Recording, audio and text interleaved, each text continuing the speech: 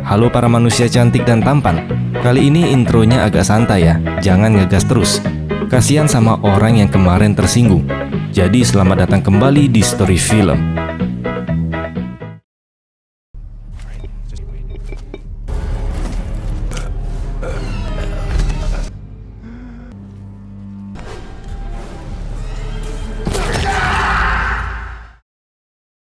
And I think to myself, what a wonderful world.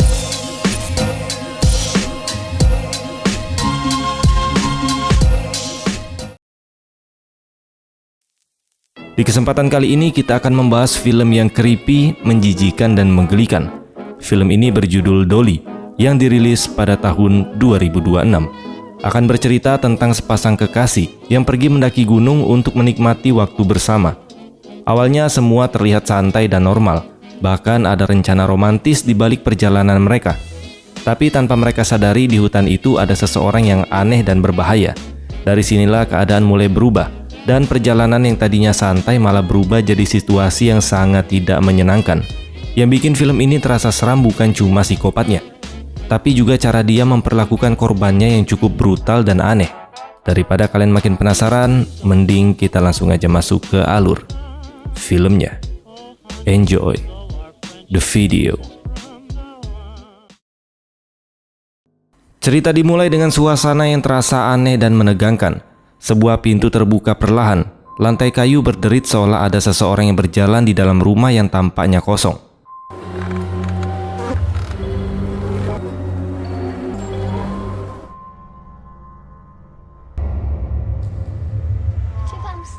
That's cheating.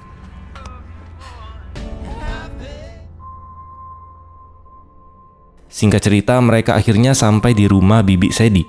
Sang anak langsung berlari masuk ke dalam rumah. Di luar, sang ayah yang bernama Case berbicara dengan iparnya dan mengaku kalau malam ini dia berencana melamar pacarnya. Case terlihat sangat gugup, tapi iparnya meyakinkan kalau pacarnya pasti akan menerima lamaran tersebut. Di sisi lain, Messi sedang berbicara dengan temannya. Dia mengaku sebenarnya tidak pernah membayangkan dirinya menjadi seorang ibu. Temannya mencoba menenangkannya dan bilang Messi pasti bisa menghadapi semuanya seperti biasa. Namun Messi mengungkapkan ketakutan yang lebih dalam, di mana dia takut suatu hari akan menjadi seperti seseorang yang sangat buruk di masa lalunya. Temannya pun langsung memotong pembicaraan itu dan menegaskan bahwa Messi sama sekali tidak seperti orang itu. Tak lama kemudian, Case datang dan bercanda dengan menanyakan apakah mereka sedang membicarakan dirinya. Setelah itu, Case dan Messi berangkat menuju ke jalur pendakian untuk hiking ke gunung. Saat sampai di lokasi parkir, Messi berpura-pura bilang kalau kunci mobilnya hilang. Case pun langsung panik. Sampai akhirnya Messi tertawa dan menunjukkan kalau itu hanyalah bercanda. Case pun sadar dia kembali tertipu oleh pranknya Messi. Namun di tempat lain, suasana kembali terasa menyeramkan.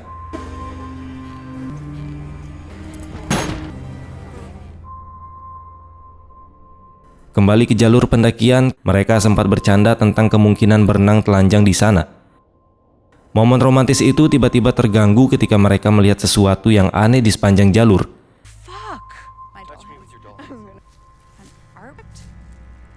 Messi mencoba menenangkan diri dan bilang, mungkin itu hanyalah proyek seni dari seseorang. Tapi Case merasa aneh karena tempat itu sangat jauh dari peradaban kota. Yang lebih menyeramkan lagi, boneka-boneka itu terlihat seperti meniru bentuk mereka berdua. Bahkan Case mengatakan salah satu boneka sangat mirip dengan Messi. Mereka pun akhirnya sampai di sebuah tempat favorit Case bernama Dean Souls. Sebuah titik pandang di gunung dengan pemandangan yang sangat indah. Mereka kemudian menyiapkan kamera untuk mengambil foto bersama. Namun tiba-tiba terdengar suara musik mainan yang berdenting pelan dari arah hutan. Karena penasaran, Case memutuskan untuk mencari sumber suara itu, meskipun Messi melarangnya. Messi mengingatkan aturan dari Case sendiri sebagai mantan anak pramuka, yaitu jangan pernah keluar dari jalur pendakian. Tapi Case mengabaikannya dan tetap masuk ke dalam hutan. Messi pun terpaksa menunggu sendirian sambil menggodanya karena melanggar aturan yang dia buat sendiri. Di dalam hutan, suara musik itu semakin jelas. Case juga mulai mendengar suara seseorang yang sedang menangis. Dia mencoba memanggil dan bertanya apakah orang itu baik-baik saja. Namun sosok misterius itu hanya terus menangis. Case pun perlahan mendekatinya dengan hati-hati. Lalu tiba-tiba,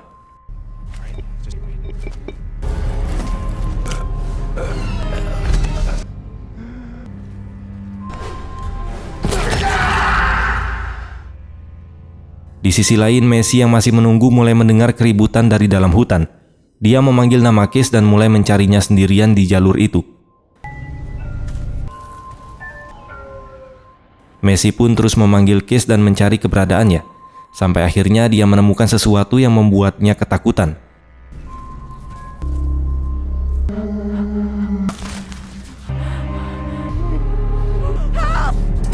Messi pun panik dan berteriak meminta tolong.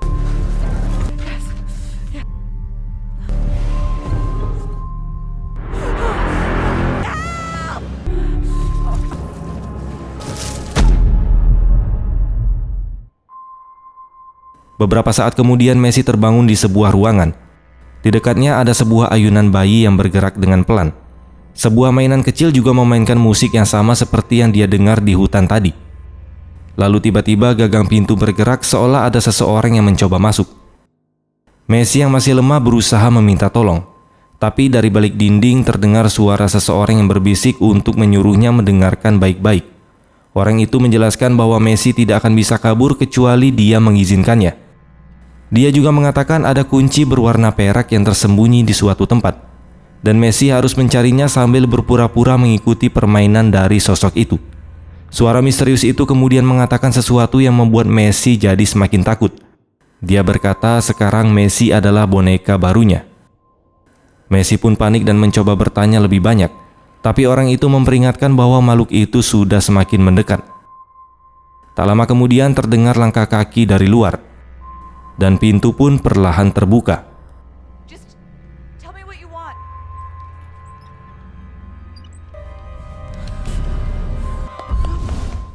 Messi yang ketakutan akhirnya berpura-pura menurut untuk mengikuti permainan itu. Dia diikat di kursi bayi yang tinggi, membuatnya hampir tidak bisa bergerak. Messi berusaha memberontak sekuat tenaga, mencoba melepaskan diri dari ikatan itu. Lalu tiba-tiba,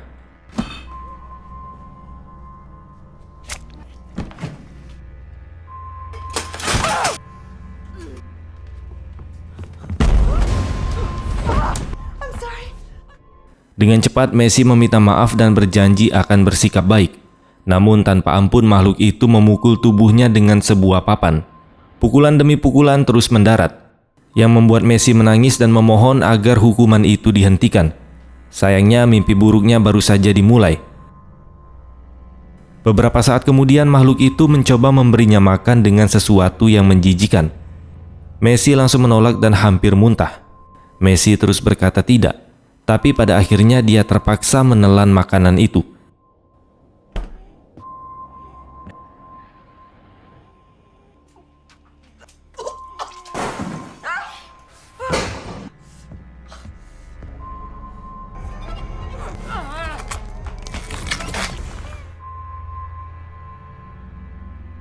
Tak lama kemudian suara misterius dari balik dinding kembali terdengar.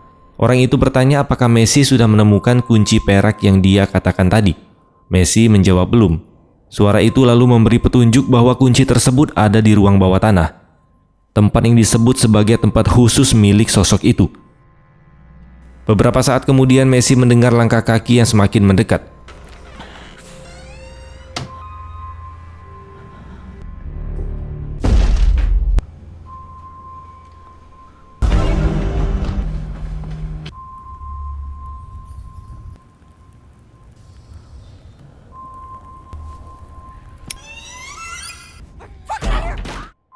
Messi yang ketakutan bertanya apa yang sebenarnya terjadi. Makhluk itu terlihat duduk di kursi goyang seperti sedang menidurkan bayi. Tak lama kemudian dia pun tertidur. Di lantai Messi yang terluka parah mencoba bangkit. Di sana ada sebuah kunci yang tergantung tidak jauh dari sosok itu.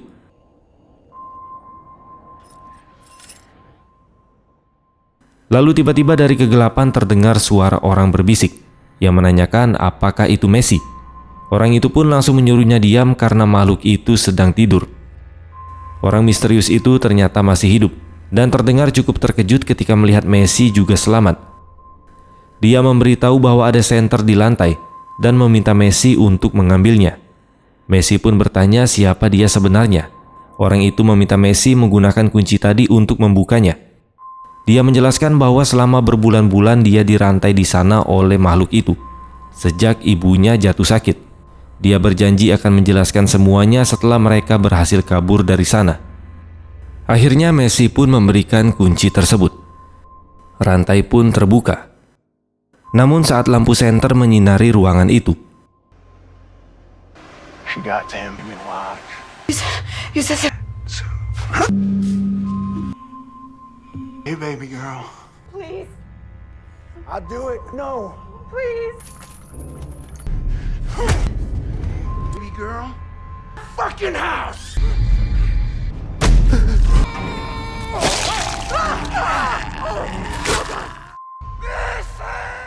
lalu tiba-tiba Case muncul sambil memanggil nama Messi dengan panik.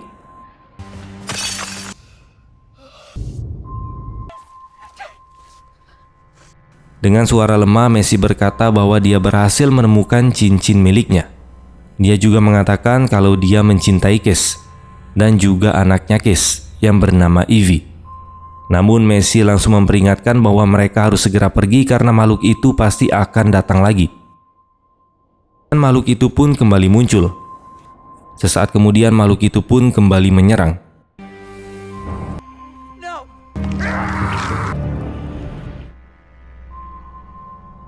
Namun kali ini Messi melawan dengan sisa tenaga yang dia punya. Akhirnya dia pun berhasil memecahkan topeng boneka yang dipakai makhluk itu.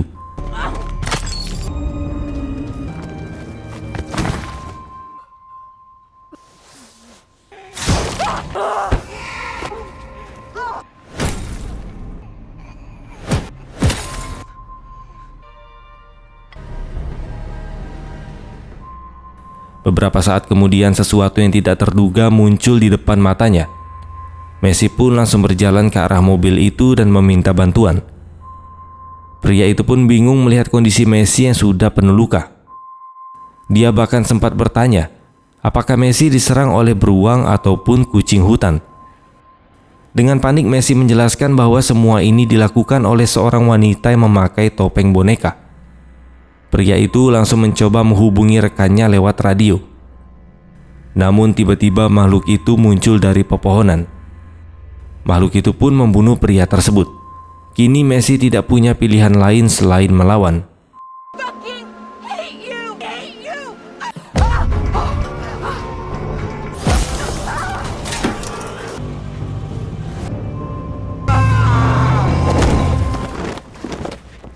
Akhirnya dia pun berhasil keluar dari mimpi buruk itu.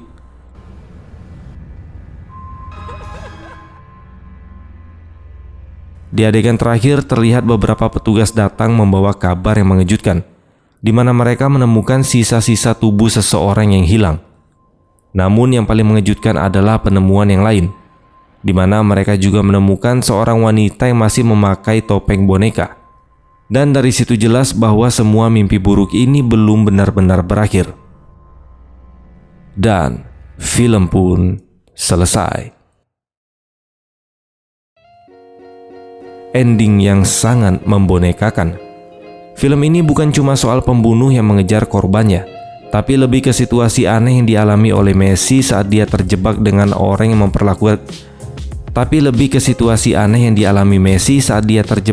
orang yang memperlakukan manusia seperti boneka. Sepanjang film kita diperlihatkan bagaimana Messi harus bertahan hidup dalam kondisi yang benar-benar kacau. Yang bikin film ini terasa semakin seram itu bukan cuma kekerasannya, tapi juga dari tingkah aneh si pembunuh dan cara dia memperlakukan korbannya seperti mainan. Ditambah lagi tempatnya yang sepi di tengah hutan. Jadi suasananya terasa makin gak enak dari awal sampai akhir. Oke lah teman-teman, mungkin ini aja yang bisa kita bahas pada kesempatan kali ini. Terima kasih sudah menonton dan sampai jumpa di next video.